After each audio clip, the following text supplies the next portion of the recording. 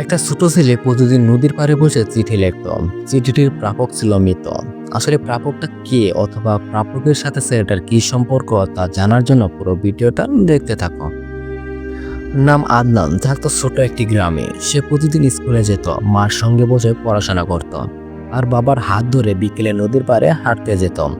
ওর চোখে ছিল স্বপ্ন, একদিন ডাক্তার হবে। মাকে বলতো, আমি তোমার সব দুঃখ দূর করে দেব। একদিন হঠাৎ খবর এলো, বাবা আর নেই। আদনানের বাবা শহরে কাজ করতেন, একটা দুর্ঘটনায় প্রাণ হারিয়েছে। আদনান বদলে গেল। সে কারোর সঙ্গে কথা বলতো না, শুধু একা বসে বাবাকে চিঠি লিখত। প্রতিটা চিঠিতে লিখত, বাবা আমি খুব ভালোভাবে পড়াশোনা করেছি, তুমি গেলে কেন? মা অনেক কাঁদে, তুমি কি ফিরবে না? মা একদিন খেয়াল করলো আদনান প্রতিদিন একটা কাচের বয়মে চিঠিগুলো রেখে দেয়। মা কিছু না বলে সেগুলো জমিয়ে রাখে। বছরখানেক পর আদনান কঠিন এক রোগে আক্রান্ত হয়।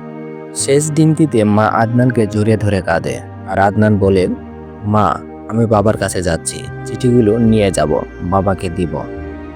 সেদিন সন্ধ্যায় মা ছেলের সব চিঠিগুলো নদীতে ভাসিয়ে দিল, যেন আদনানের শেষ ইচ্ছাটা পূরণ হয়। শেষ চিঠিতে লেখা ছিল, বাবা এবার আমি আর তোমায় চিঠি লিখব না, কারণ আমি তোমার কাছে চলে যাচ্ছি। গল্পটি যদি ভালো লেগে থাকে তাহলে এরকম গল্প আরো পাওয়ার জন্য চ্যানেলটি সাবস্ক্রাইব করে রাখুন। ধন্যবাদ সকলকে।